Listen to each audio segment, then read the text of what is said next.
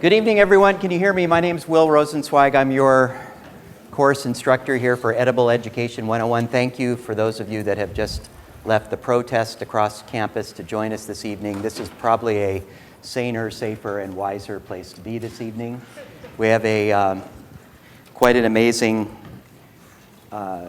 group of guests this evening. We have Professor Robert Reich, many of you know, is really one of the great thinkers and actors in policy these days. It's an honor to have him here, to come over to the Haas School from the Goldman School. And he will be joined later by Naomi Starkman, who is the founder and editor-in-chief of Civil Eats, which you've been hearing about, a very important vehicle for getting truthful and accurate information about what's happening in the food system. And tonight we're going to focus on concentration and power in the food industry and the importance of a free press. I'm going to show you this slide. This is your course team. This is the last time you'll see this. This is the third meeting of the class. By now you should be situated in this class. There won't be any more late admissions. So if you need this information, write it down.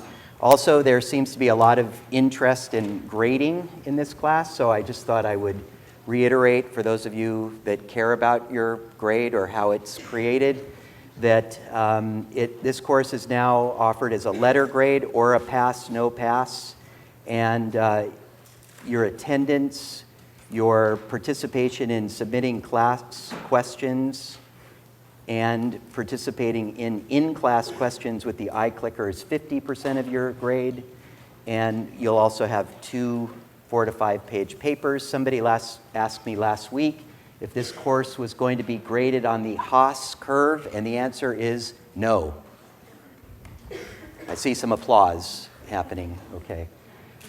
Also, there's been a couple of questions about the question that we're asking you to submit by Sunday night at 11:59.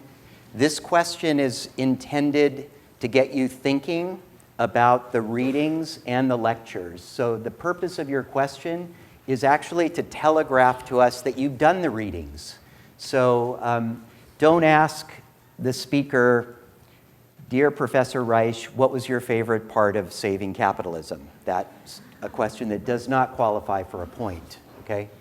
So again, your questions should really make connections between the readings and the lectures and the topics, and reflect your authentic curiosity. And again, I just want to remind you that this is a no technology class, just as a courtesy to our guest speakers. We'd appreciate it if you'd close your laptops. If you're used to taking notes, you're welcome to use a paper and a pen or pencil, and of course, no photography or recording. Just again, I like to show the course objectives. This is for you and me and our teaching team together.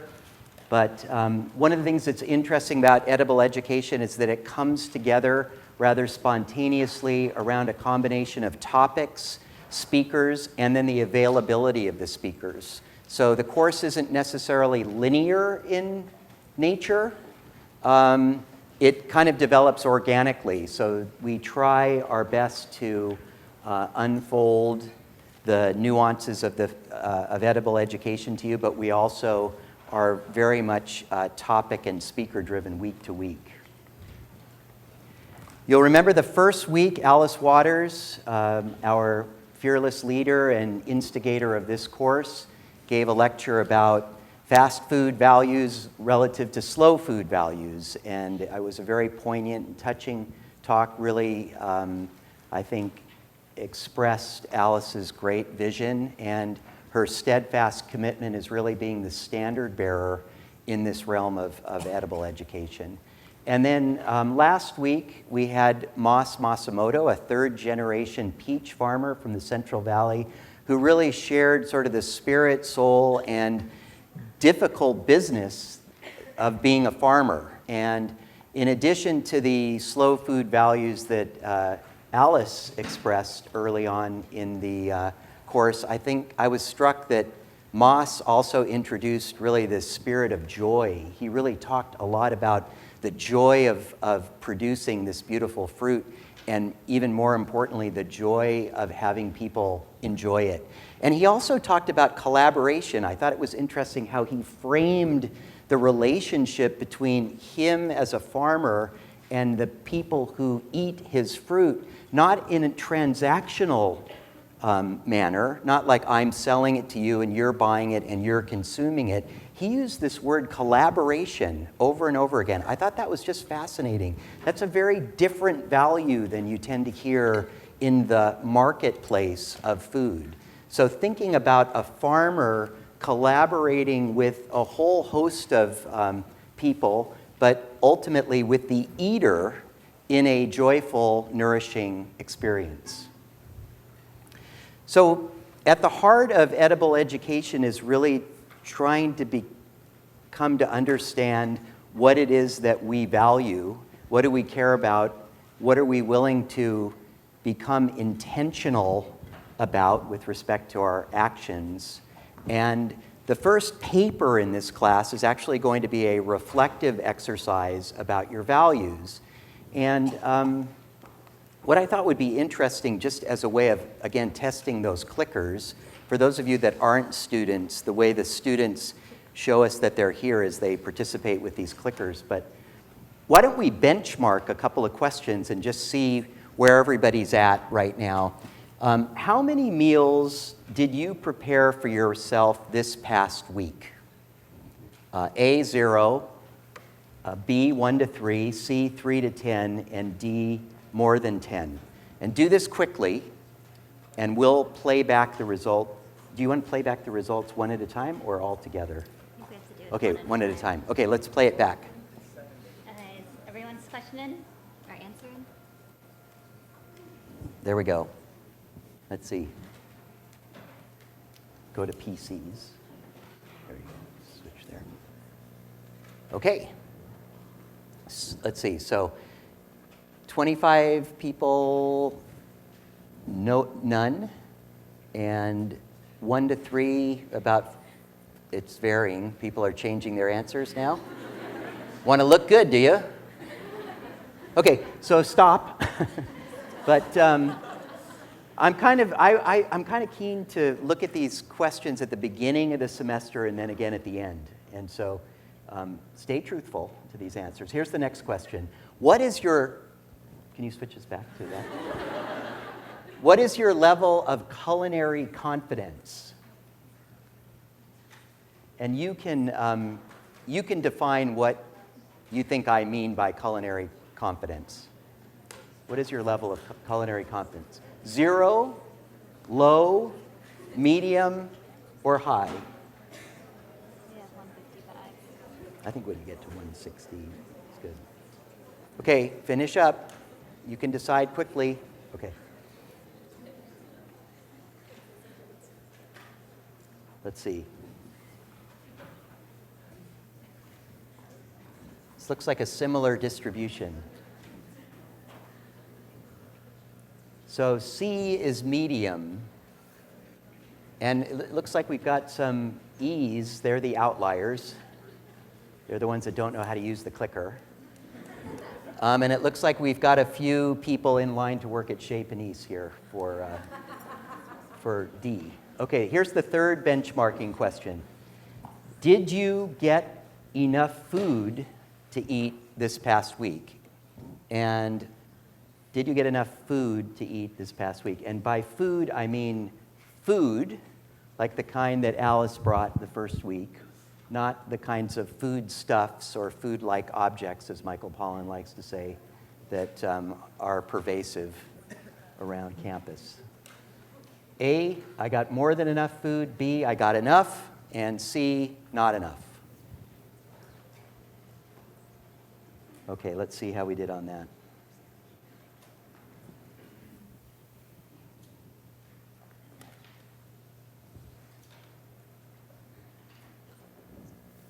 Okay, more than enough, and about 18% not enough. I was fascinated with this question. Last year in our Food Venture Lab class, one of our student teams it's a social entrepreneurship course, was really working on the problem of food insecurity on campus. And it's actually a meaningfully significant problem on this campus. So something we will talk about more later on. Okay, this is the big attendance question now. So how much time did you take during the last week to reflect and clarify your personal values as they relate to food? And again, reflection is not just an idle activity, it's a skill set. So reflection leads to insight, to awareness, which can lead to good intention and action. So how much time did you spend to reflect on your values as they relate to food during the last week? A, less than 30 minutes, B, 30 to 60 minutes, C, more than 60 minutes, or D, not at all. How'd we do?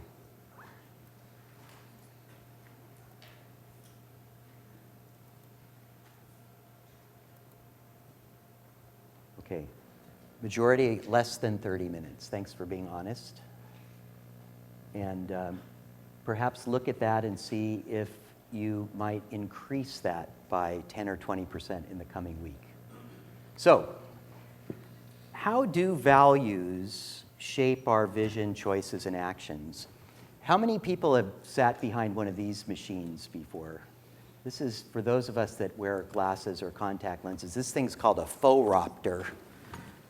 Phoropter, yeah. And it basically puts lenses in front of our eyes, and the optometrist will ask, is that better or is that better? And makes me think about that we're all looking through a set of lenses, not just to gain focus, but to overlay a perspective about how we feel and judge something. So part of this course is to invite you to become very mindful of how the lenses that you're using, they're actually, in many ways, they're sort of socially programmed for us, but in others, we adopt them from our family or relatives or friends or things we read.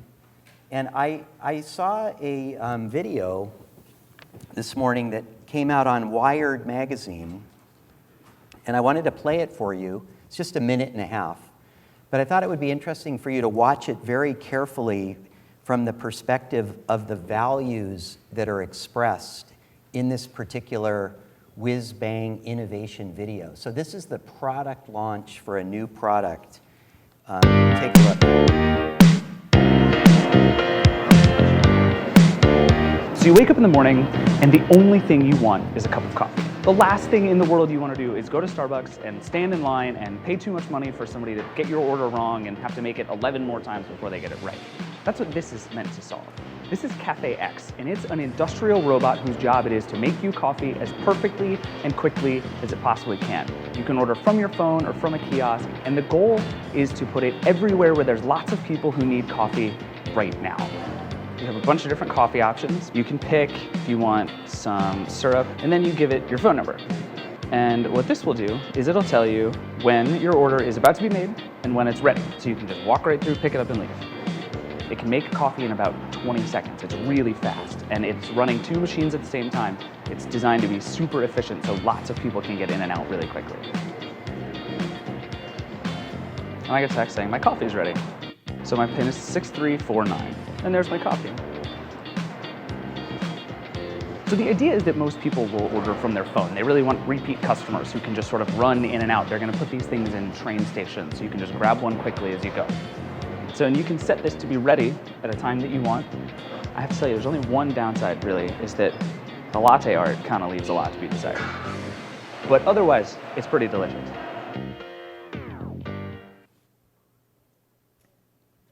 So what values are expressed in that product introduction? Just yell it out if you feel like it.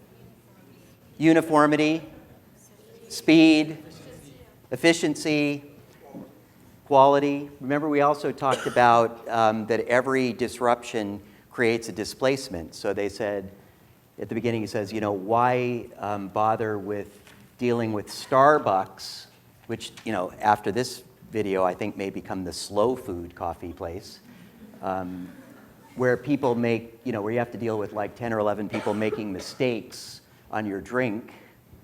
Rohini pointed out to me that's the same Starbucks where Howard Schultz just announced yesterday that he was going to hire 10,000 refugees.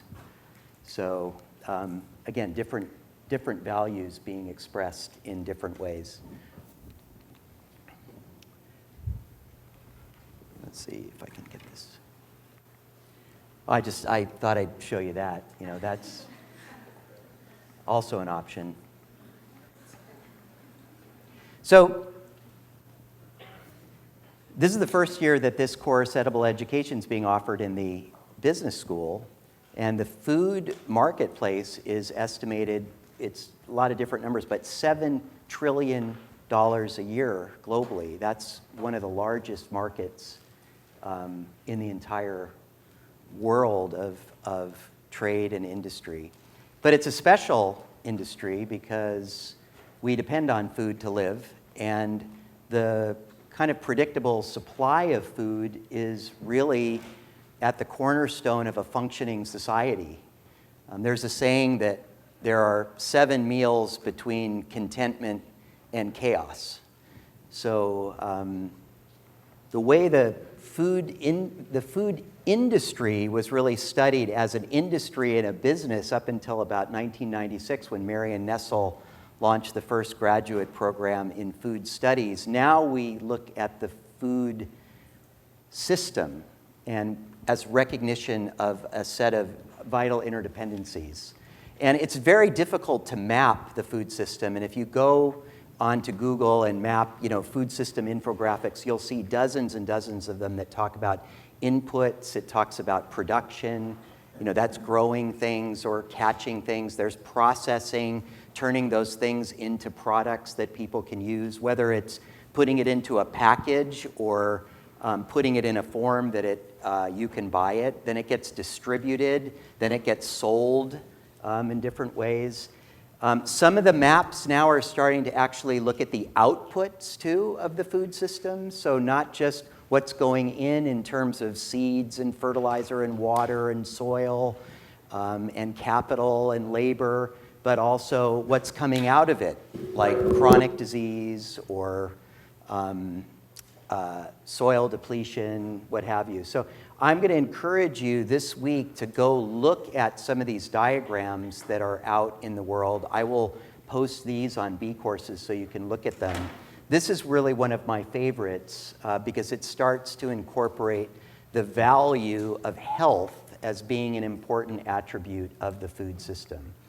And key to all of this, of course, is that everything is interconnected. For every move in one part of the system, there's a corresponding and sometimes unanticipated outcome or output on the other side.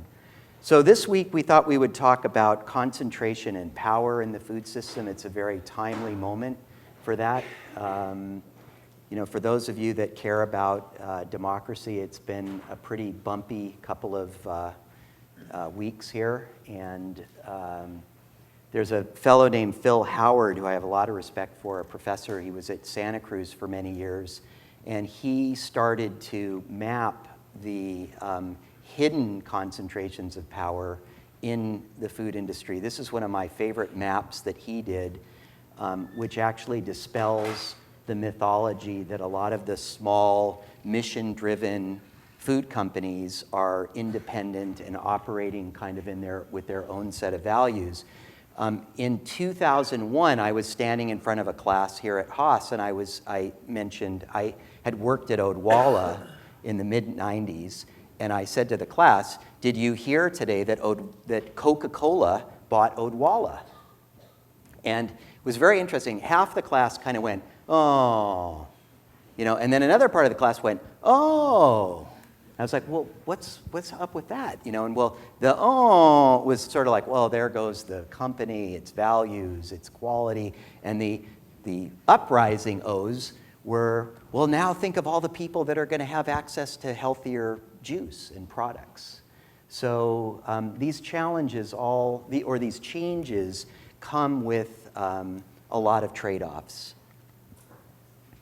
What I'm hoping you'll be able to do during this course is sort of develop a superpower like X-ray vision so that you'll be able to peer into a system or peer into a situation or a relationship and look beneath the surface and question the source of the information, question the industry structure, question all the assumptions that you just might take for granted about the relationships between the things that you're eating and how they get to you and how they're grown and all of those interdependencies. So think about this course, this semester.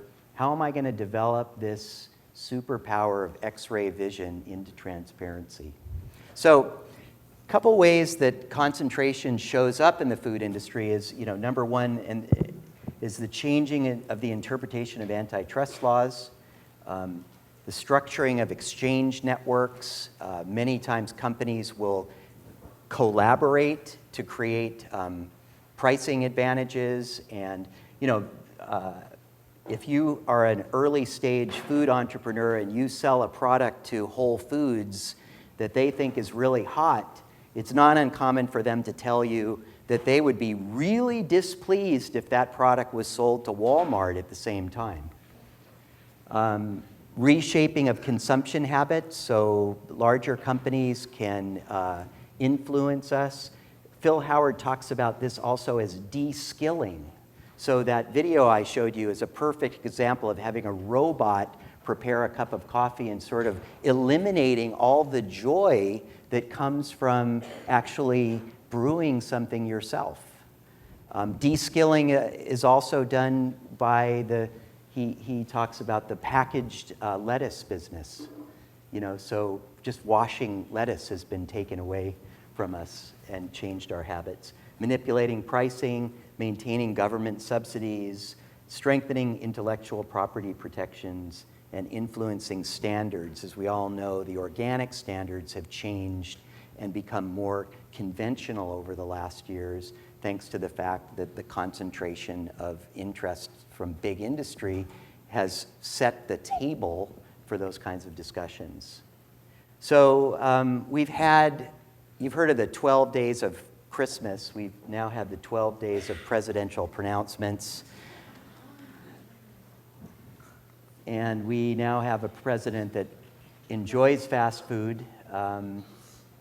And I had the privilege of having a meeting with Vice President Al Gore the other day, and somebody asked him a question like, a bunch of entrepreneurs in the room asked him, like, what do we do? My company is made up of immigrants.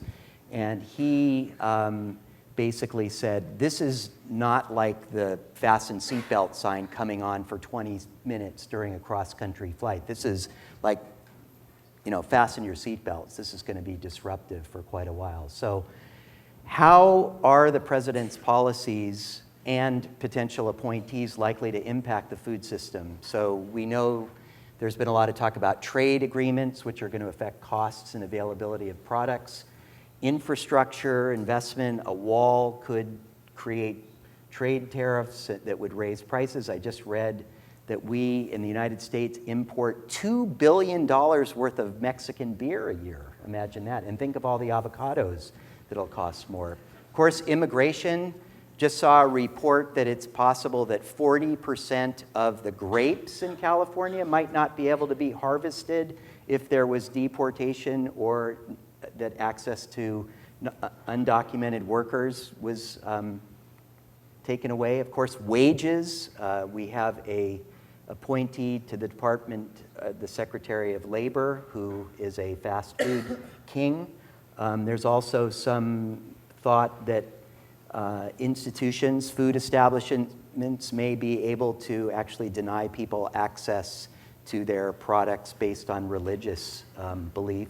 Of course, the Affordable Care Act is going to disproportionately impact farm and restaurant labor, public health with setbacks in prioritizing health and well-being and prevention, and of course, the elimination of laws that protect consumers, food safety, food security, the environment, climate, et cetera, and the power gets concentrated further. This is just my lead-in to introduce to you somebody that I think at a time when we need wise counsel to think about how we can restore and deepen trust and also learn to act in turbulent times, I'd like to introduce the Chancellor's Professor of Public Policy, Professor Robert Reich.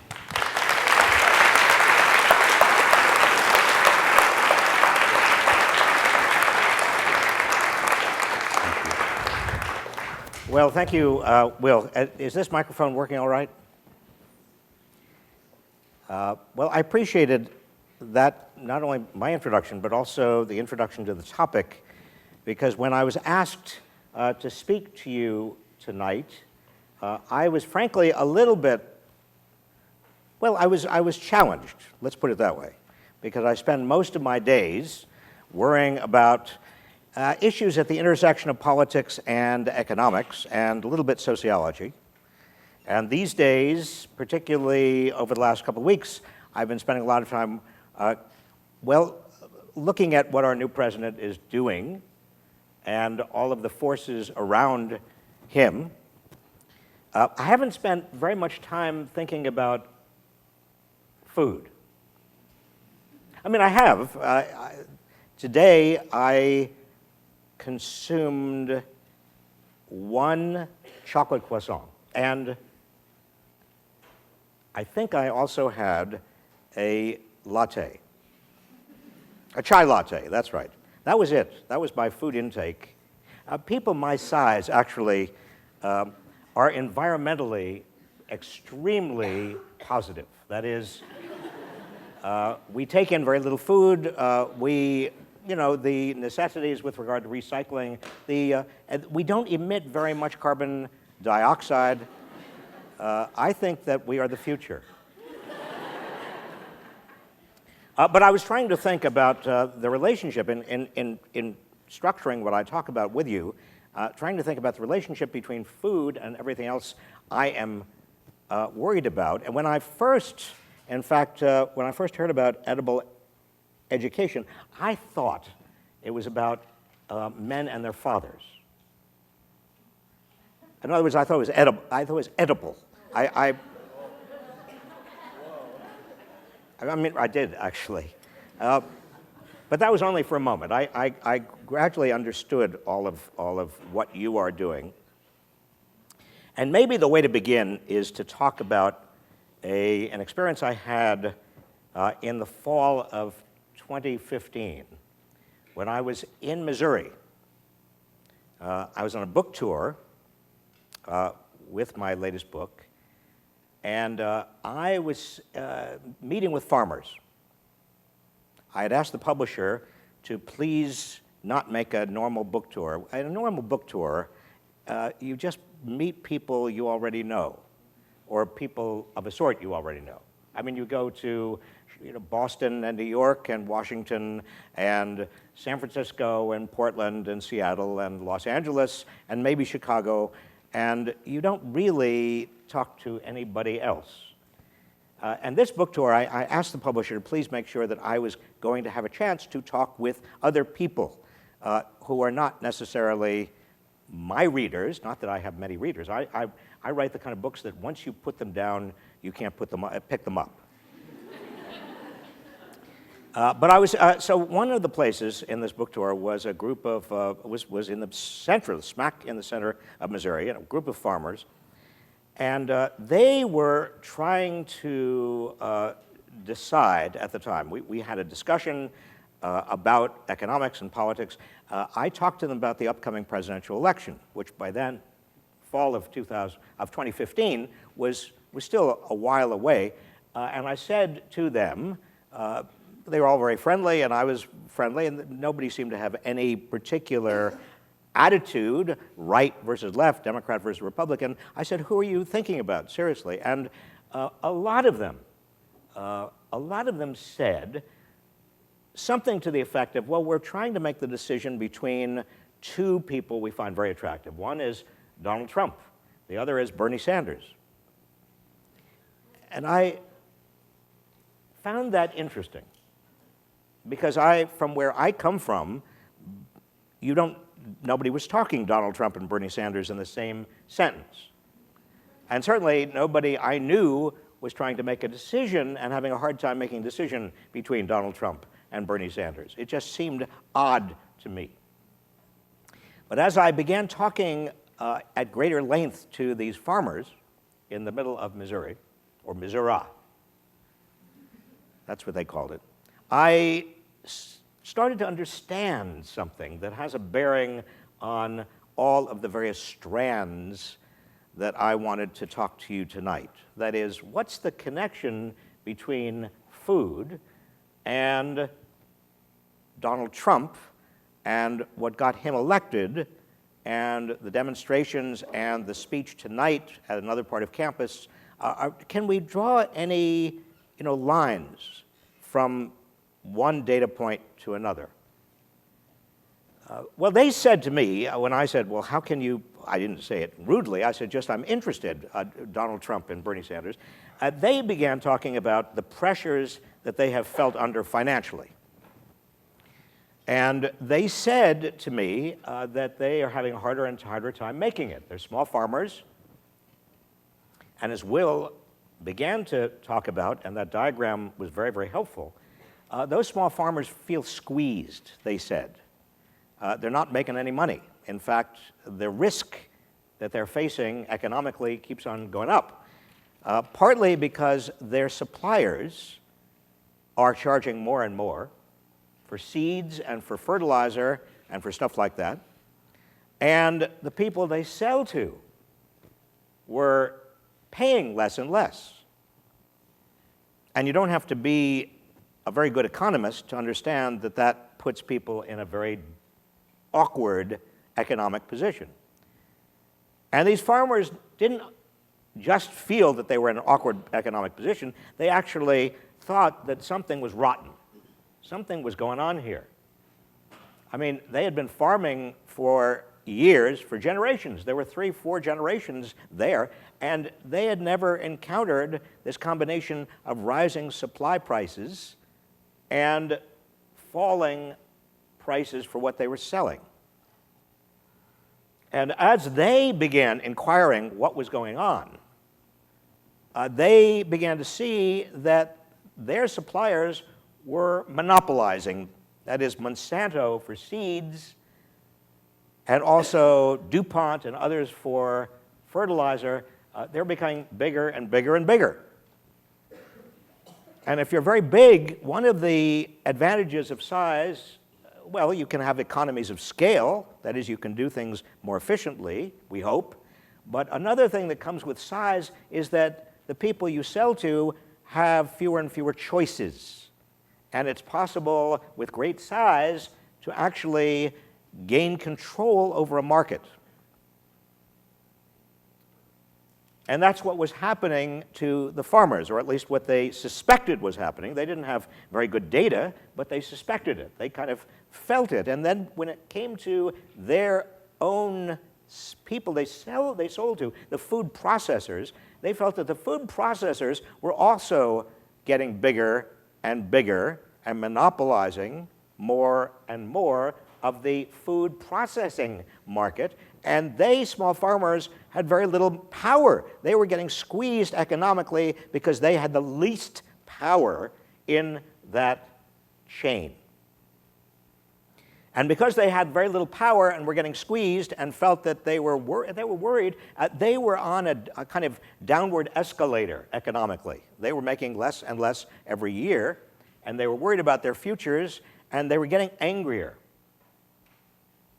Their tone of voice with me was one of indignation. They felt that the game was rigged against them.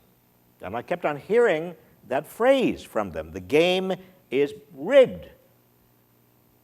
Now, I had heard those kinds of expressions before. The dice are loaded, the deck is stacked, the game is rigged, but I had not heard it as much as I heard it on this book tour in the fall of 2015. Not just from the farmers in Missouri, but also from small businesses in Cincinnati, and from even some bigger businesses, and from consumers and from people who were poor. And they were Republicans. I met with, during the course of the book tour, a man who the Conservative Digest picked as one of the two most conservative members of Congress. His name is David Bratt. Anybody know who David Bratt is? Was that a sign of positive feelings about David Bratt? Well, I'll tell you, David Bratt represents the 7th District of Virginia. And David Bratt beat in the Republican primary of 2014, first time it's ever happened, he beat the majority leader of the House, a guy named Eric Cantor. And how did David Bratt do this? He beat Eric Cantor by talking about Cantor as being exhibit number 1 for crony capitalism. He used the term crony capitalism. Again, when I was on book tour, I kept on hearing people use that term too. A lot of Republicans, conservatives using that term. And I went to meet David Bratt. Just called him up. I said, hi, I'd just like to sit down with you, talk to you. You're a Republican and conservative. I am not. But I'm interested in your philosophy and how you beat Eric Cantor and what you feel is going wrong with the system. And we had a couple of hours. We talked, and it turned out that we disagreed about almost everything except when it came to the issues of power in the economy. What he was most concerned about was his view that certain actors in the economy, certain companies and industries were getting not only too concentrated. He was not just looking at concentration and market power. He was looking at a game, he felt, that was becoming more and more, and he used the term rigged, in favor of big money. Now remember, this is one of the two most conservative Republicans in Congress.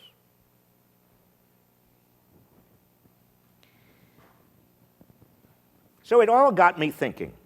That book tour, the farmers, my discussion with David Bratt, and with many other people around the country, Republicans and Democrats and others, who I saw and heard very similar things. The market wasn't working. They were on a downward escalator economically. They were becoming more and more frightened. The game was rigged. Crony capitalism was basically rewarding certain people and harming a lot of others. And Bernie Sanders and Donald Trump were emerging in their minds as the real choices. So how does all of this work? Well, let me spend a little bit of time talking about what has happened to the United States economy over the past 35 years.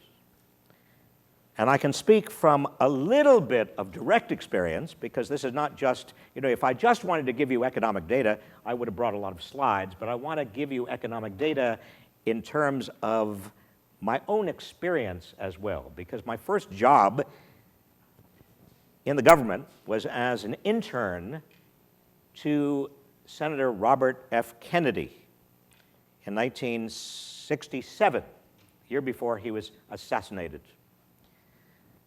Those were times when the national economy was working for almost everybody. That is, if you were in the bottom 20% by income during the period that stretched from 1946 to 1978, if you were in the bottom 20%, you saw your income during that roughly 30-year period more than double. If you were the next quintile, you saw your income do almost as well in terms of the surge and increase. The people who didn't do quite as well, but still saw their incomes increase dramatically, were in the top quintile. Or if you follow the argument, when I went to Washington for the first time and worked for Robert F. Kennedy, the United States economy was becoming more and more equal. And it was growing pretty fast.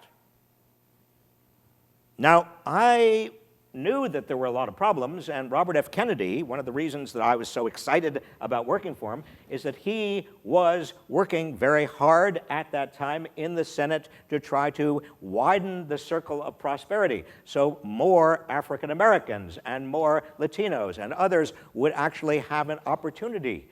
He was working on education, he was working on housing and urban development. He was working on a lot of important issues. I was not. I was just an intern. I barely saw him, but I was excited to be there nonetheless.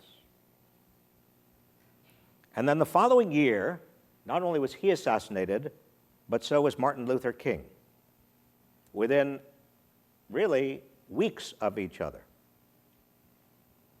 And also our cities were burning down as a result of the King assassination, and also a lot of expectations, particularly that poor people had, that were unmet. There was violence in the streets. And on top of that, the Vietnam War was raging. And almost everybody my age was concerned about being drafted, and many of my friends went to, this notion that if you were in college you were safe. No, some of my friends went to Vietnam. I lost a good friend. I felt, by the way, when Richard Nixon was elected a few months later, that this country had gone to hell. So whatever you are feeling right now, I assure you, my feeling in 1968 was at least in the same ballpark. But I did not know historically that even in the 70s, or most of the 70s, the trajectory that I had given to you about most people in this country doing better and better, including farmers, including small farmers, that story continued until the late 1970s. And then there was a big U-turn. Now, by the late 1970s, I was working at a place called the Federal Trade Commission.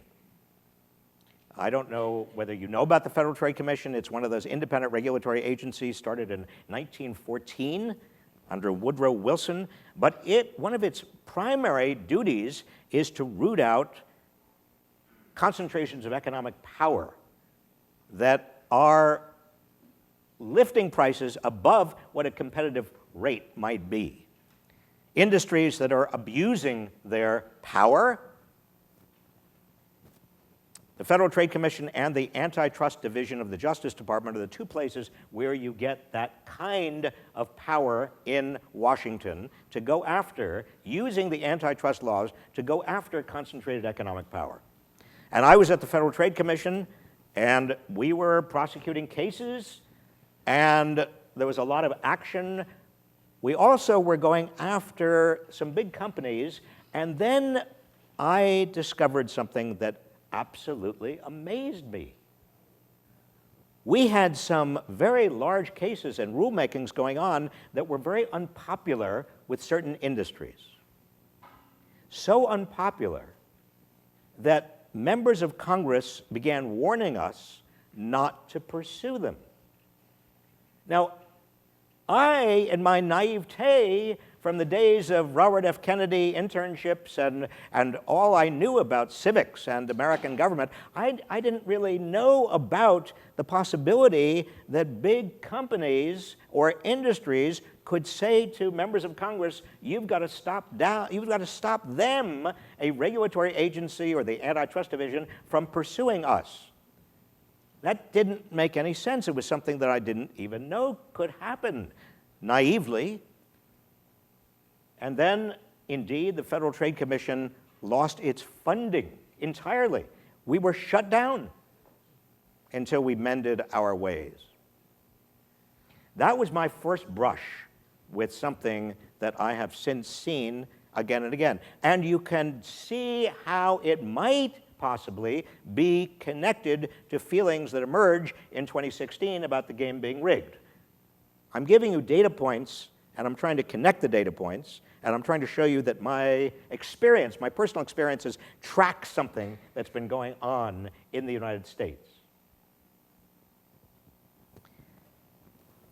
In the 1980s, Ronald Reagan was president. The economy continued to grow. In fact, it continued to grow just almost as fast, if not faster, than it had grown for the first 30 years after the Second World War. But the big difference was that the median wage had started to flatten. In other words, from 1946 all the way up through the late 1970s, the median wage had tracked directly the growth of the economy. As the economy grew, everybody did better. And as I suggested to you a moment ago, even those in the bottom 20% did better than those in the top 20%. But then this strange thing happened. Median wages started to flatten, adjusted for inflation, even though the economy kept on growing. There became a divergence. Nobody understood it, a divergence between the wage, the median wage, and the growth of the economy. Why? What happened? Economists kind of scratched their heads. Most of the economists that I knew and talked with said it's only a momentary aberration. But it wasn't a momentary aberration. Median wages continued to stagnate through the 1980s. I then came back into government in 1992 as Bill Clinton's labor secretary.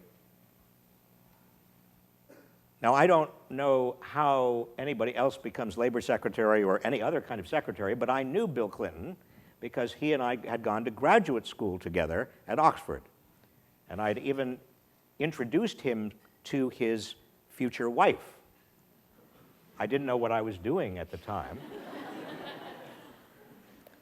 I should confess that I had known her, Hillary Rodham, when she was an undergraduate at Wellesley. I was an undergraduate at Dartmouth, and I even once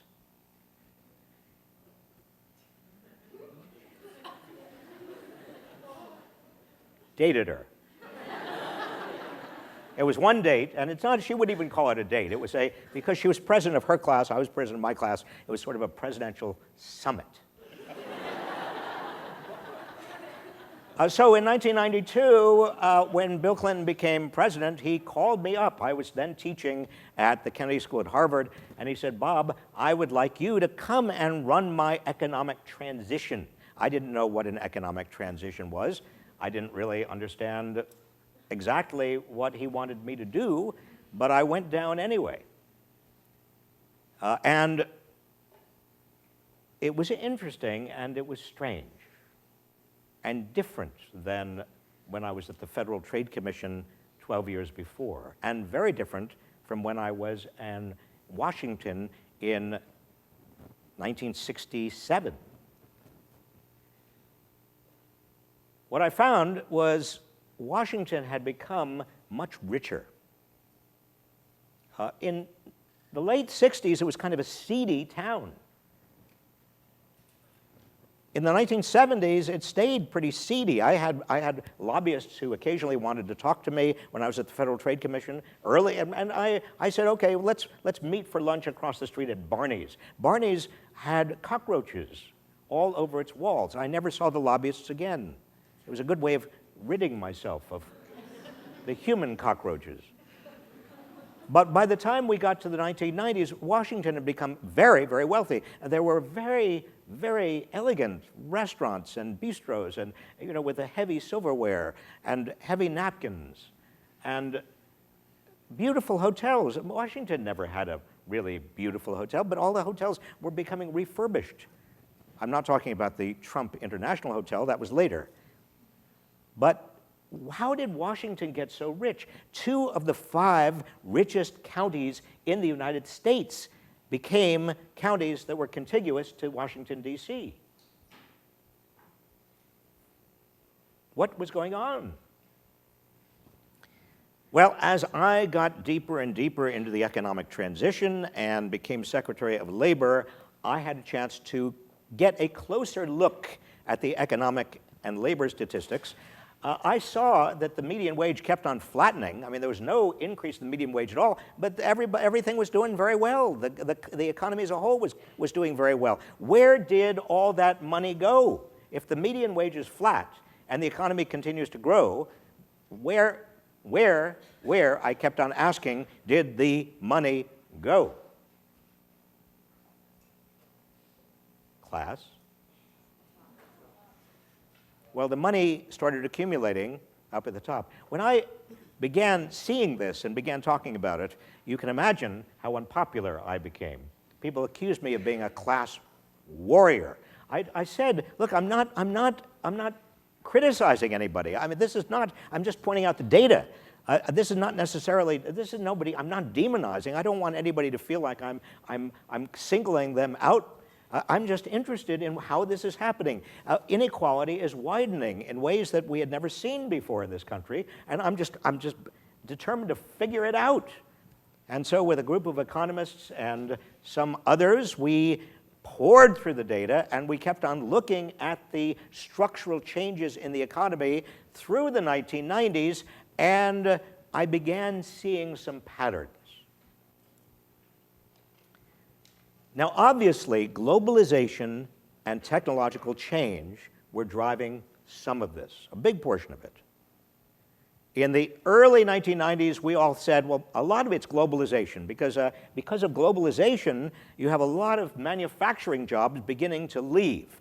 And Bill Clinton wanted to do the North American Free Trade Act, and I said to him, well, yeah, that's fine. I think trade is a good thing, but there are going to be certain groups and certain particular industries who are going to be negatively impacted by this, and maybe we should spend a lot of time and energy and money making it easier for people who lose their jobs because of trade to get new jobs that pay as well as the old jobs they lost. In other words, expand unemployment insurance, make it into a re-employment insurance system, have a system whereby people can get job search assistance and job counseling and retraining and use community colleges. And Bill Clinton thought that was a good idea. And we worked very hard on it, and we got Republicans to work with us and to agree. And we had this whole big job displacement program in place when NAFTA went through.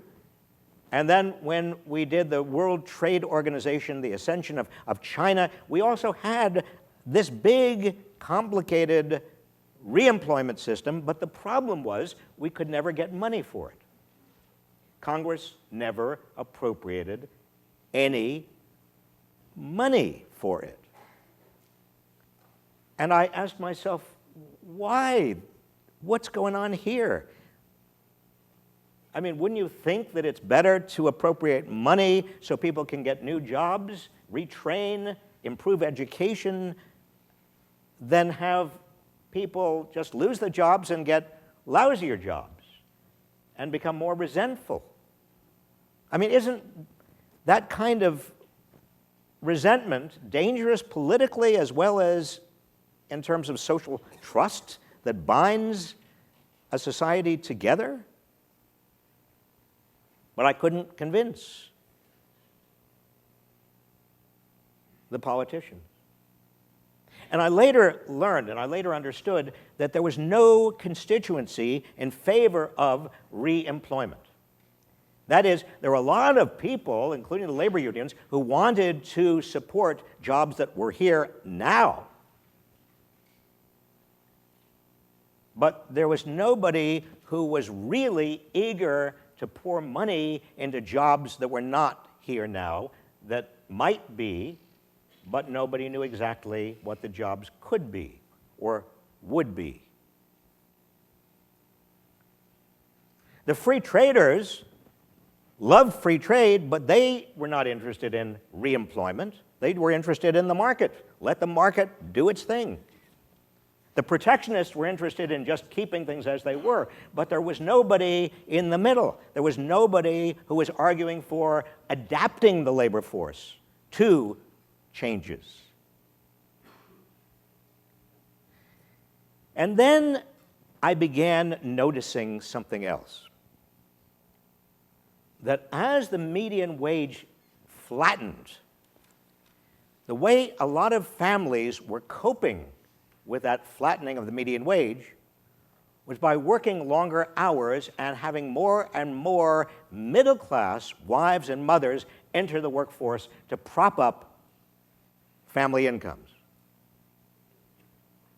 In other words, I had been under the assumption that the reason all these opportunities were opening up for women in the workforce was because of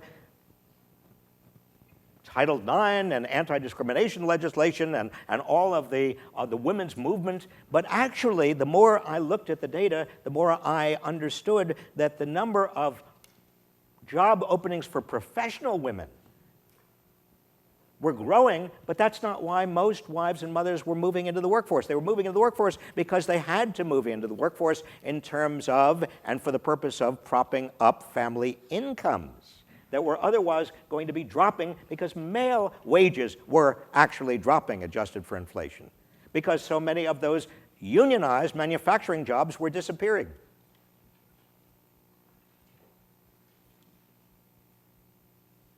And wives and mothers and men were working all hours. By the late 1990s, we, the United States, the typical family was putting in more work hours than the typical Japanese, than the typical Europeans. We were working harder than we had ever worked before.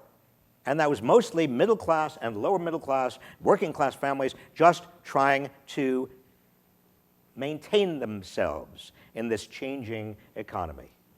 And then in the early 2000s, they used another technique, and that was turning their houses into piggy banks, because home prices were going up, and they could refinance their homes or get a home equity loan, and the money would come in, and they could continue to act as if they were not dealing with stagnant or declining wages.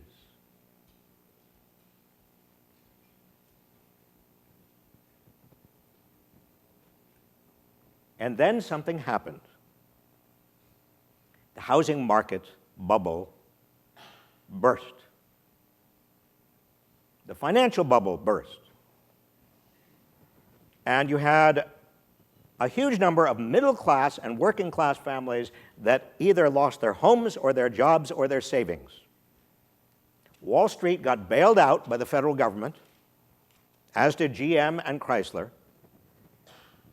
The Troubled Assets Relief Program was supposed to deal with housing and supposed to help people whose houses were underwater. That is, they owed more on their homes than their homes were worth, but TARP never really did that. It basically only bailed out the big banks and Chrysler and GM.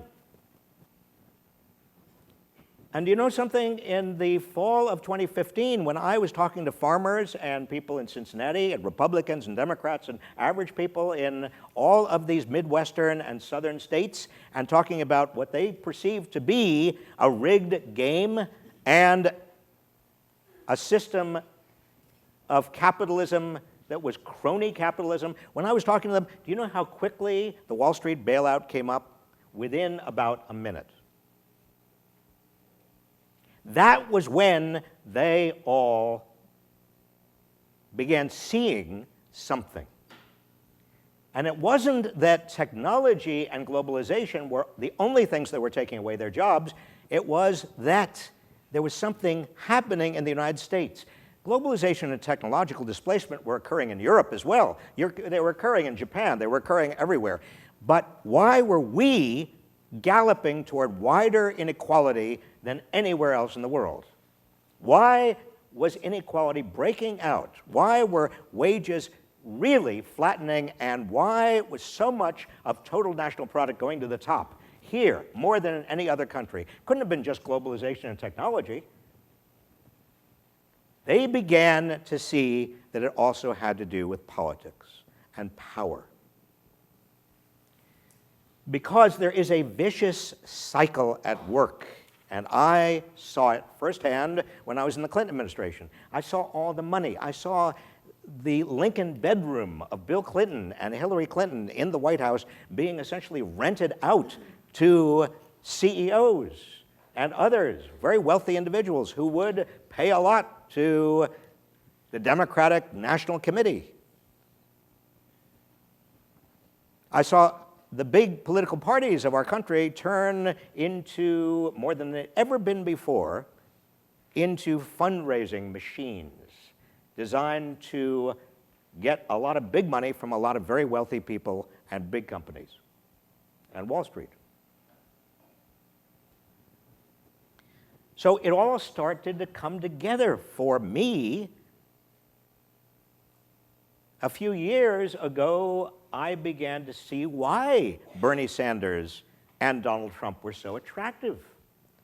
They were so attractive because they were saying, you know something? You are entitled to be indignant. The game is rigged, and I'm an outsider, and I am going to change it fundamentally.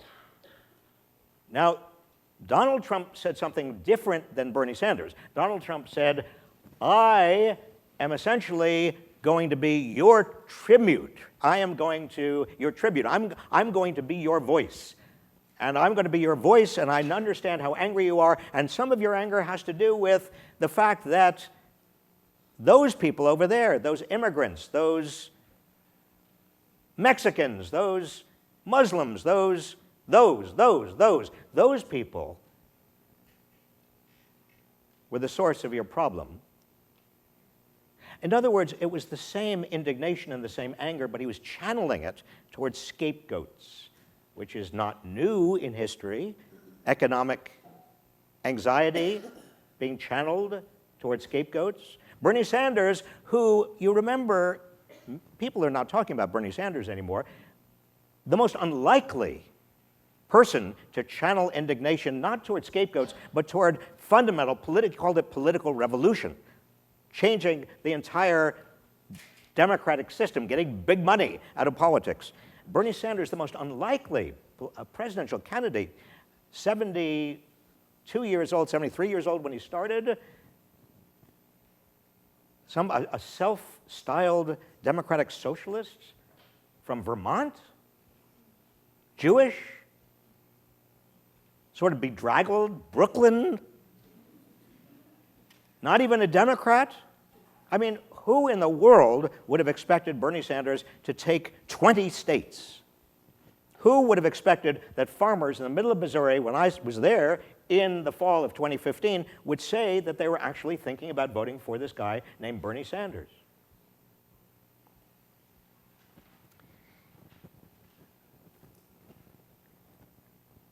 Now, I have known, as I said, Hillary Clinton for almost 50 years, but she was, in many people's view, in 2016, the embodiment of the establishment.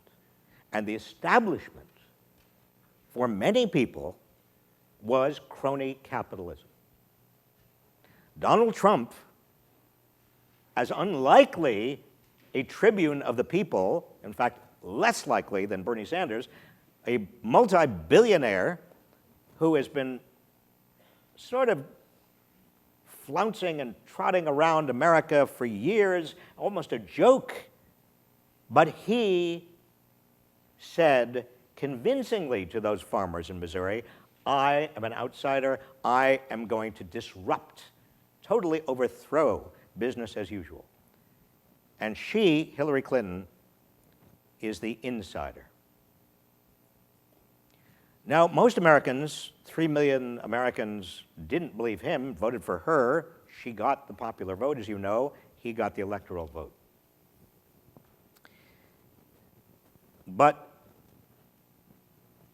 And here's the connection to the farmers, and here's the connection to everything else. If you have a system in which, at its core, you've got a vicious cycle of economic power translated into political power to get rules and laws that enhance the economic position of the people at the top who are, in effect, pulling the strings on the political power. You can see how that compounds itself over time. And why, at some point, there's going to be a political and sociological tipping point where people say, I've had enough.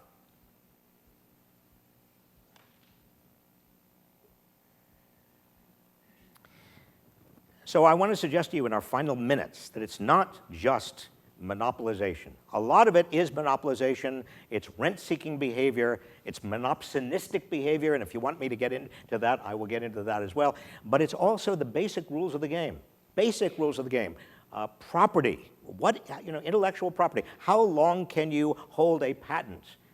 How long can you have a copyright? How long can you have a trademark? Much longer than ever before. In effect, why are Americans paying more for pharmaceuticals than the citizens of any other advanced industrial country? Why are we paying more for internet service connectivity than the citizens of any other advanced country? Why are airline prices so high when fuel costs are going down? Why are banking costs, particularly for the big banks, higher than they are in many other countries? If we go through all of the ways in which the rules of the game, contract, property, tort law, enforcement, how they are being warped, not because anybody's bad, but because economic power and political power have become interwoven. You see why David Bratt and the farmers in Missouri and a lot of other people have had enough. Because all of those manipulations of laws and rules mean there is less money in people's pockets.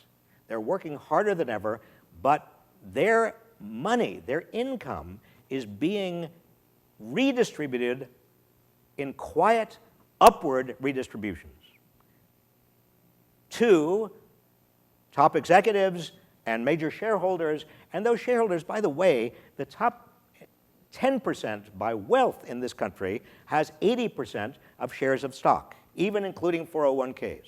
So don't fool yourself into thinking that the stock market is so broadly based in terms of wealth that if corporations do better, and that means higher share prices, that flows into everybody's pockets. It doesn't. It doesn't to those farmers.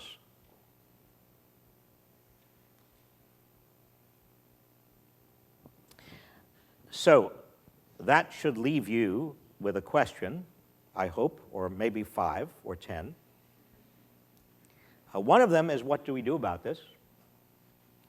Because I personally believe that nothing that Donald Trump has proposed or is doing is actually going to make life very much better for the working class, the middle class, or the poor.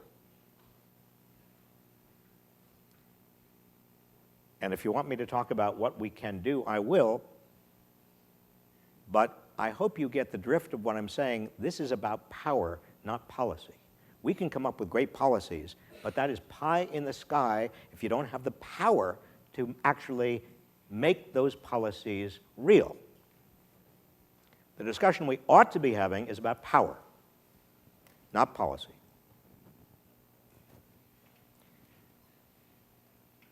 And on that note, I'm going to end my lecture and answer whatever questions you have. Thank you.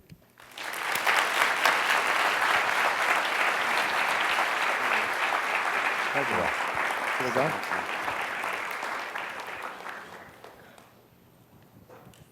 Where's Phoebe Lee? Stand up, Phoebe. Just wave to everybody. Phoebe's got a question for Professor Reich. From our readings, we learned that the agriculture industry has a few key market players in each step of the value chain. Monsanto is a significant player in the commercial seed market, while Walmart has a sizable influence over U.S. grocery retailing. Against such a powerful landscape, how can farmers who still strive to deliver quality produce hold their ground and lobby for fair and justified prices without having to raise millions of dollars in the hopes of lobbying policymakers? Well, Phoebe, you must have read my book or heard my lecture before I gave it. Well, that's a very central question. And part of the hint of an answer has to go back to the period between 1946 and 1978. What was there about the structure of the political economy? Political economy. Notice the words I used. Not economy, political economy. That led to different outcomes than after the late 70s, early 1980s. I think one big difference in the structure of the economy is that we had countervailing power. As John Kenneth Galbraith, an economist, political economist from Harvard, wrote in a book in 1952 called American Capitalism, the Concept of Countervailing Power. He, at a period of time when a lot of political scientists and economists were congratulating America for not succumbing during the Great Depression or before to fascism or communism, as other countries did, there was a kind of self-congratulatory period. He wrote a book and said the key to making sure we avoided fascism was countervailing power. Countervailing power for John Kenneth Galbraith was labor unions to countervail against big companies, small farmers and agricultural cooperatives to countervail against some of the big farmers, small retailers and retail chains to countervail against some of the big manufacturers. And he went all through a whole list of ways in which, in his view, the genius of the political economy coming out of the New Deal, and he traced a lot of this back to the New Deal. The New Deal had allowed countervailing power to occur in America.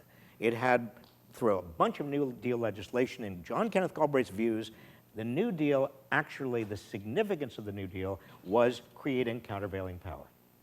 So if you take, Phoebe, if you take John Kenneth Galbraith's theory to heart, and I think it's basically right, what we have lost in the United States is the sources of countervailing power.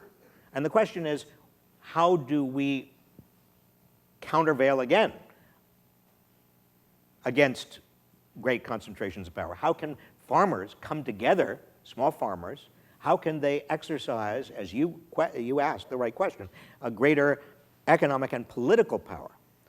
How can we get the Antitrust Division and the Federal Trade Commission to take on Monsanto and, to some extent, Walmart in terms of concentrating their economic and political power unduly?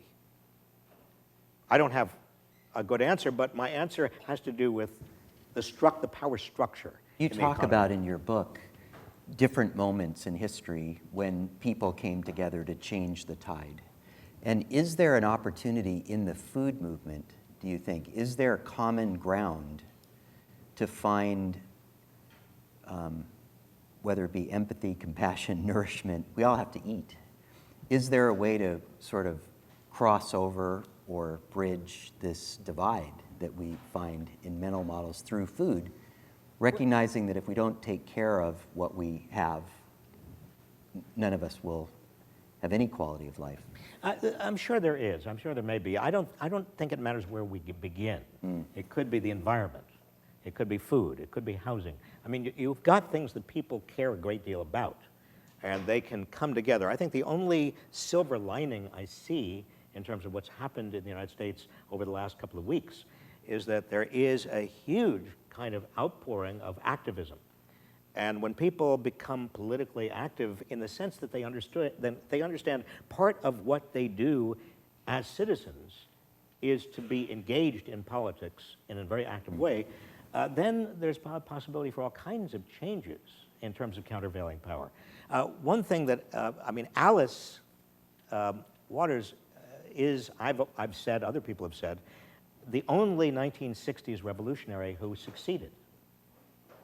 I mean, she did create a revolution. The rest of us, you know, are sitting here 50 years later, sort of upset, let's put it that way.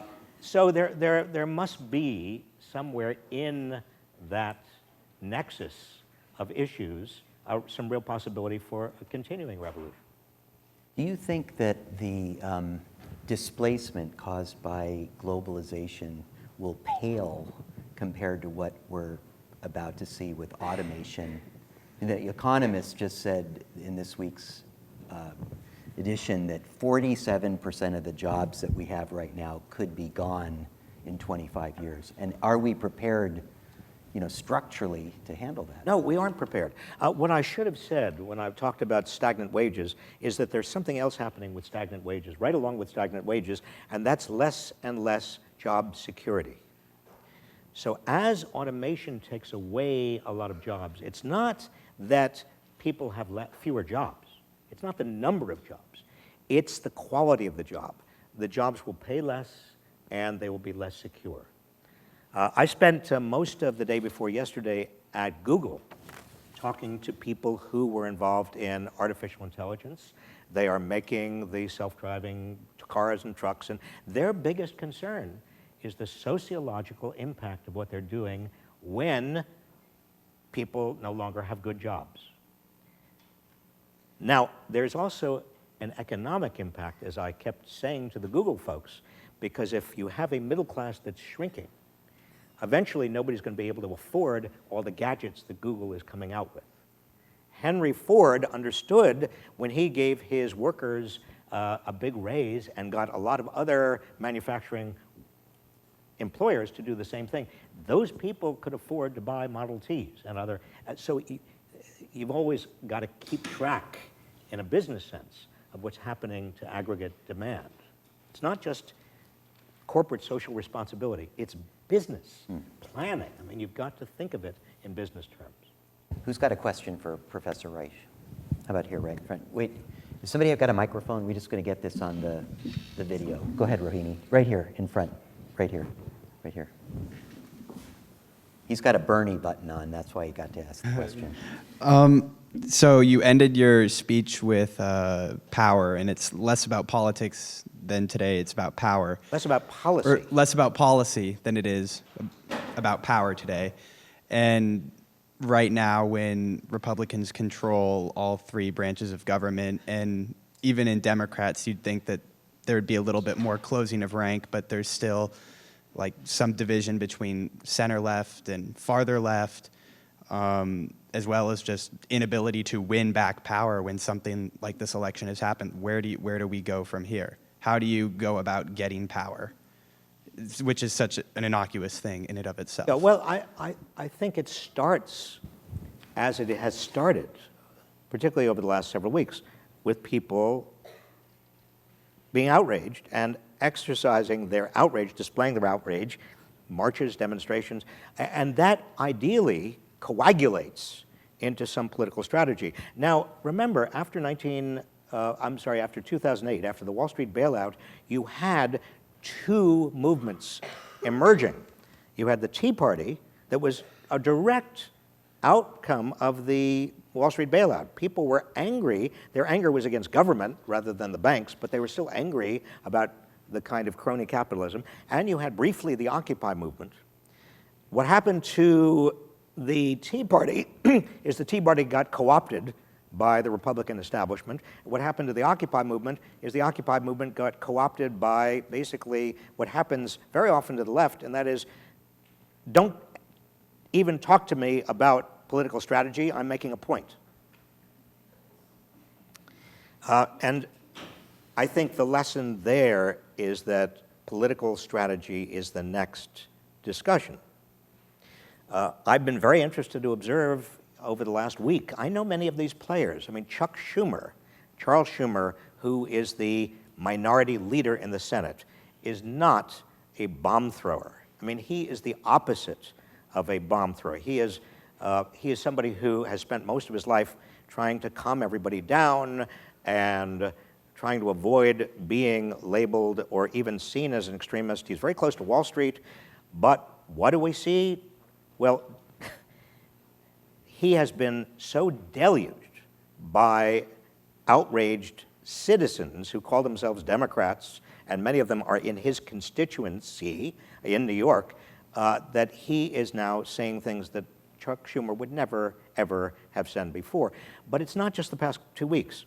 When Hillary Clinton started her campaign for president, in her campaign announcement, she said something that I would have never expected her or Bill Clinton would never have said. She said, the deck is stacked in favor of those at the top. Now, this is how she started her campaign. Now, when politicians do things like that, it's not because necessarily they feel this strong passion. It's because their political advisors, their pollsters, and others are saying to them, hey, the public is really upset and feels like the game is rigged and the deck is stacked. So the fact that there are so many people out there who are now turning to either authoritarian populism or what we might call progressive populism, to me, indicates we are at an inflection point politically. And if the Democratic Party doesn't realize this and doesn't respond to it, then there will be a political vacuum. And that vacuum will be occupied, I believe, hasn't happened very often in this country, by a new political party if the Democrats don't take advantage and see it. I think speaking of inflection points, this is a perfect moment to mention sort of the importance of understanding media and the press, perhaps more than ever. And that's why I wanted to invite Naomi this evening. And maybe as a segue, I'll show the class a little bit about how you are modeling outrage on your media platform, and then turn it over to Naomi to talk a little bit about the importance of a free press and an independent press, and the importance of us being able to discern fact from alternative fact. Let's thank Professor Reich for being here with us tonight.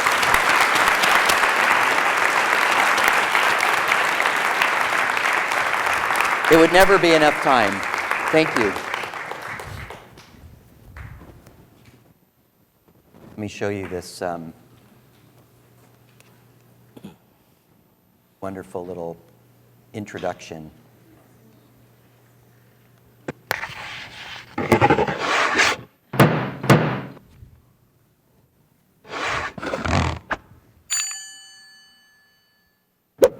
Historically, tyrants have tried to control the press using 4 techniques that, worryingly, Donald Trump is already using. Number 1, berate the media and turn the public against it. Trump refers to journalists as dishonest, disgusting, and scum. It lies, deceit, viciousness, disgusting reporters, horrible people. They're scum, absolute scum. Remember that, scum. The dishonest press. When he lies, claiming, for example, massive voter fraud in the election, that he won in a landslide, and the media call him on those lies, he says the media is lying.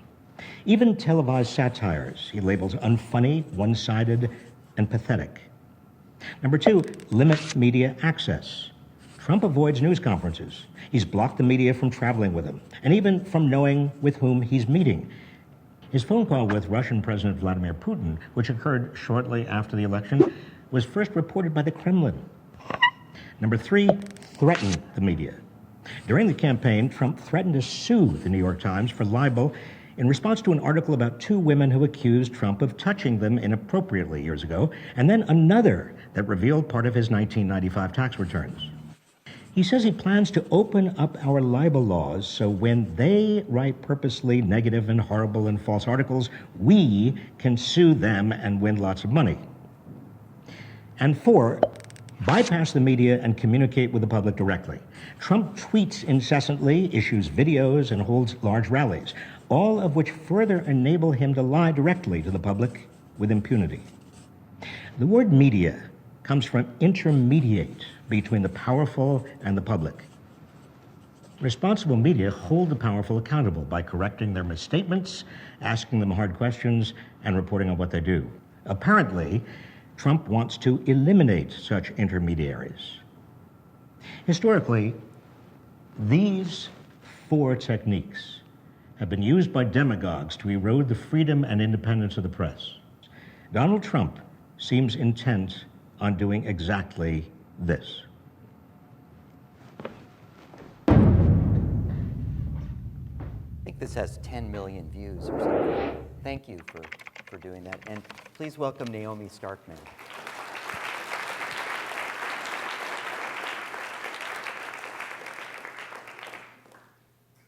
think I will just put that slide up.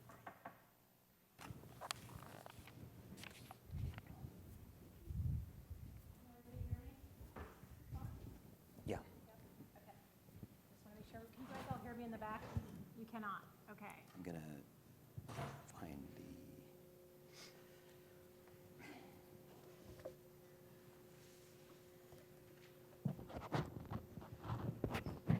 How about now? Better? Okay. Good evening, you guys. Thanks so much for having me tonight. Thank you, Will, and thank you, Professor Reich. I asked Will to show that video. I actually could leave now because I thought it was so effective, and as Will said, it's had over 10 million views. How many of you get your news from Facebook? It's okay. You can admit that. I get my news from Facebook, too. How many of you get your news from other sources? TV, show of hands? Radio, NPR? Shout out a few other news sources and places you get your news from. Twitter? Over there? Wall Street Journal, Huffington Post. Any other places, any other sources? The Intercept, great investigative reporting outlet. Teen Vogue. Teen Vogue. Seriously, Teen Vogue is killing it, you guys. They are. They are one of the best outlets right now, and they are influencing an entire generation of young people such as yourself. So I would really call them out. They wrote a great article about how Trump is gaslighting the public, and that's a term that comes from a movie that means basically messing with your sanity and making you think you're crazy. They're a great source, and I definitely would recommend checking them out. So I know Will has been a big supporter of Civil Eats and has called us out. In case you don't know about us, we're a daily news site focused on sustainable agriculture. We won the James Beard Foundation's Publication of the Year in 2014.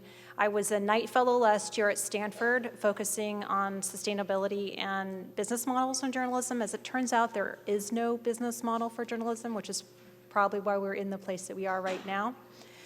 And I'm here tonight to talk to you a little bit about how you can coagulate yourself and your outrage, as Bob said. And you can do it, and you can participate just as you are participating in this food system, because there's a real crisis of participation, not only in our food system, but in our media system. And I want to propose to you that food and media are 2 sides of one coin. We want a cheap food system, and we want cheap food. And as a result, we're getting junk food and junk journalism. And both have a price, and both should be supported, and both are public goods. So I started off as a lawyer. I worked in public policy. I realized that I was way too impatient for public policy because it's a slow-moving tanker ship. And I decided that I would work in mainstream media because I felt like the court of public opinion was a place where issues and ideas moved faster, and you could move the needle further. Little did I know that social media would increase that pace tremendously. And I also agree with many other journalists who think that this recent election is a result of social media. We're seeing an unprecedented amount of news, an unprecedented amount of social media and activity, and it's enough to make you kind of crazy. There's a number of articles right now on how to take care of yourself and what news you should read. And as somebody who's a journalist and who's now considered the quote-unquote opposition party by the administration and a disgusting person and a dishonest person, I have a hard time taking my eyes away from following the news because blink and you'll miss it. And that's part of the tactic. The tactic is to overwhelm us with information and do a lot of things all the time while we're sleeping, in fact. And some of those things are happening every day. So what I want to propose to you tonight is that you can participate to the extent that it makes sense for you. Follow the news sources that are trusted. Follow those sources that you know are real, the New York Times, the Washington Post, also other sources like The Intercept, ProPublica, and a number of other sources that I feel are important to follow. Not every story is going to be the most important story, but there's a lot of reporting, and there are a lot of really great reporters out there.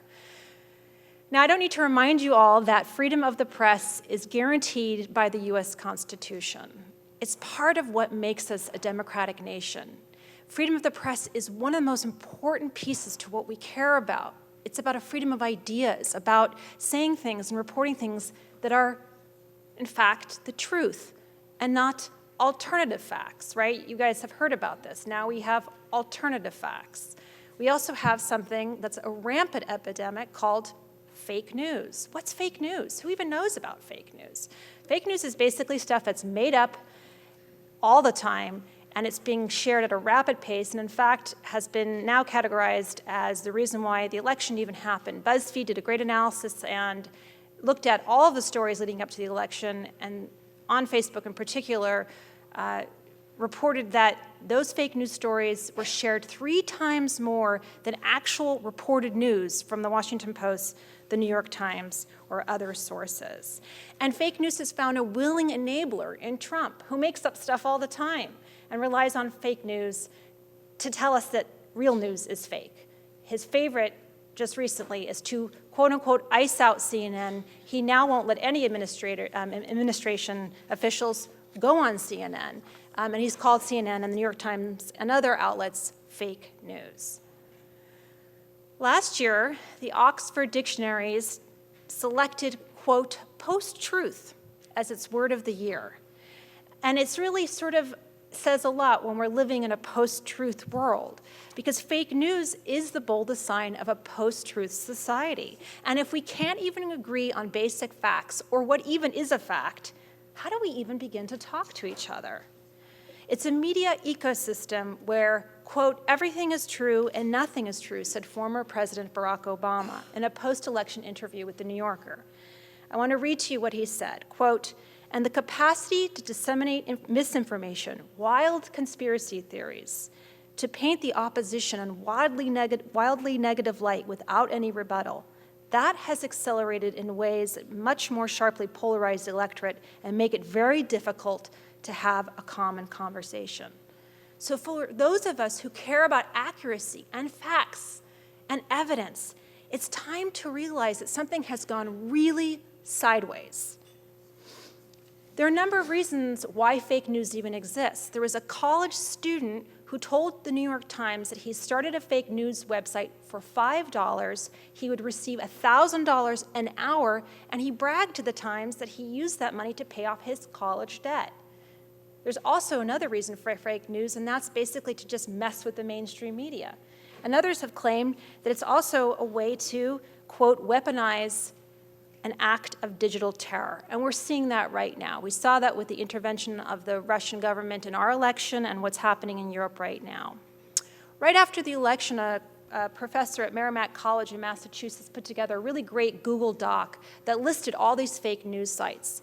I even shared it on Facebook. Well, that list came down, and the professor said she was really concerned for her safety.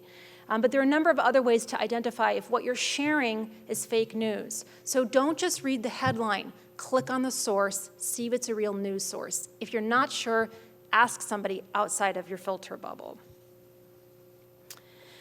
Brendan Nyan, who's a professor at Dartmouth who studies fact-checking, said this, and I think this is such a great quote, standing up for facts is a kind of patriotic act and a necessary one.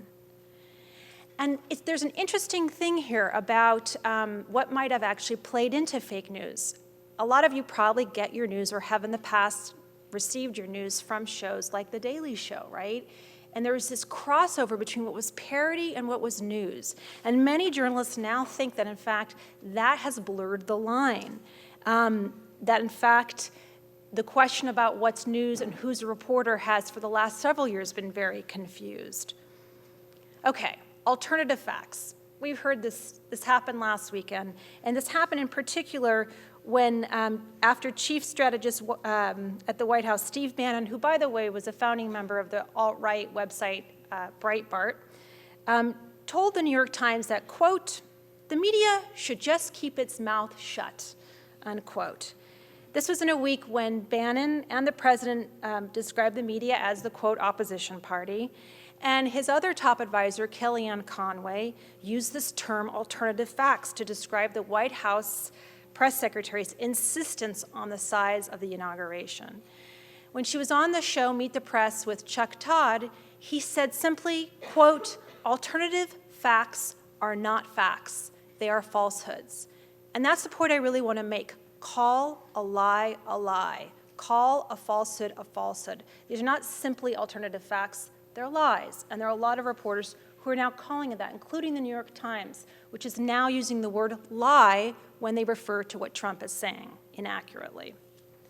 And it's not just alternative facts, and it's not just fake news. We're also seeing a reshaping of the narrative. And one of the worst ways we saw this last week was in the remembrance of International Holocaust Day, when suddenly we were not even seeing or hearing any mention of the 6 million Jews who were killed during the Holocaust. There was a swift outcry by many people who called the president on his statement for not including even a mention of anti-Semitism. And a lot of people have come out to say, what's happening here? Are we not just getting fake news? Are we not just getting alternative facts? Is there a reshaping of this narrative? Something to watch for in particular. And there's an unfortunate lesson here from Russia. Somebody I really want to draw to your attention is Masha Gessen. She's a Russian-born journalist and author. And if you do watch Samantha Bee, I really recommend just Googling her short snippet, talking to Samantha Bee in a bunker. It's really worthwhile because she talks about what it was like trying to cover Putin as a journalist. And what happens is this sort of degradation of information and access, and then the court system, and then the judicial, all three branches sort of kind of collapsing. And this is what we're starting to see, and people are very understandably nervous about and panicked about. Okay, is there any silver lining in any of this? I mean, my sense actually is that there is, and both Will and Bob have mentioned it, and that is that all of you in this room are probably just as freaked out as we all are, and you're activating, you're informing yourself, you're becoming more patriotic in your citizenship. People are learning more about their civil rights, they're activating in all sorts of ways, and we're seeing kind of a growth in a social movement now online that is taking over. We saw a response immediately after this immigration ban, this Muslim ban, as some people are calling it. We saw people at the airport at SFO. We see people on campus here protesting. We see people asking whether we should have a general strike, which is now being planned on February 17th. There's a climate march on April 29th in DC. Scientists are marching. And one of the coolest things, I think, from a regulatory perspective is all these alternative federal agencies that went rogue. The National Park Service went rogue, and there's all these alt Twitter accounts now that basically gave the big middle finger to the Trump administration and said, we care about facts, we care about climate change, we're going to continue to tweet and share information that we think is valuable. Also today, something that was sort of interesting was all these celebrities came out in favor of the press with this new hashtag press on. And they're saying and showing their receipts for support for news organizations and saying a free press matters. Okay, what does this have to do with the food system? You guys are in edible education, not edible education. You care about food. You care about the food system very much like I do. How do you fit this all in? Well, part of it has to do with your participation in the food system. Each of us, if we're lucky enough, we get to choose 3 times a day what we're going to eat. The power of our pocketbook is tremendously strong, and we're seeing that with record growth in the organic food market, in the organic farmland, in many places in this society that this loose, very nascent movement, a food movement, has grown. And that's why you guys are taking this class. You're learning about the food movement. Well, I want to say to you tonight that, in fact, the food movement and the social movement that's going right now, this resistance movement, have very much to do with one another and should be joined together. And they both have to do with a cultural movement that wants something different, more truth, more trust, more transparency, And you guys get to ask for it. You get to ask for it with your pocketbook and with your vote.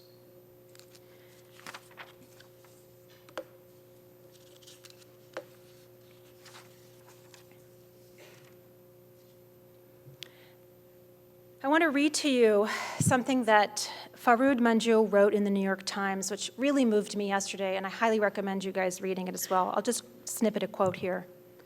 We're witnessing the stirrings of a national popular movement aimed at defeating the policies of Trump. It is a movement without official leaders. In fact, to a noteworthy degree, the formal apparatus of the Democratic Party has been nearly absent from the uprising. Call it the alt-left, if you really want to drive Trump up the wall, the alt-majority, or call it nothing. Though nameless and decentralized, the movement isn't chaotic. Because it was hatched on social networks and dispatched by mobile phones, it appears to be organizationally sophisticated and ferociously savvy about conquering the media. Over the last 2 weekends, average people have gathered together and they're using social media to tell this administration, to tell the press what matters, and each of you can do the same. My advice is that it's our duty to stay informed and awake. It's our patriotic duty to continue to support a free press.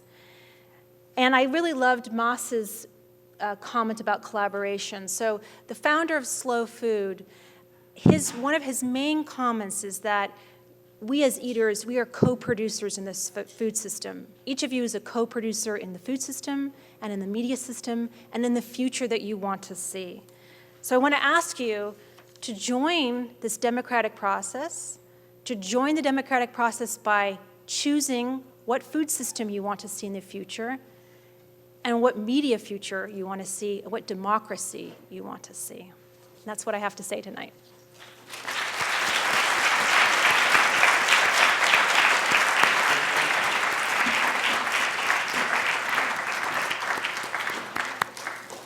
We have a little custom here at Edible Education. We bestow cherished fruits on our speakers. This is a Buddha's hand. Has anybody seen this?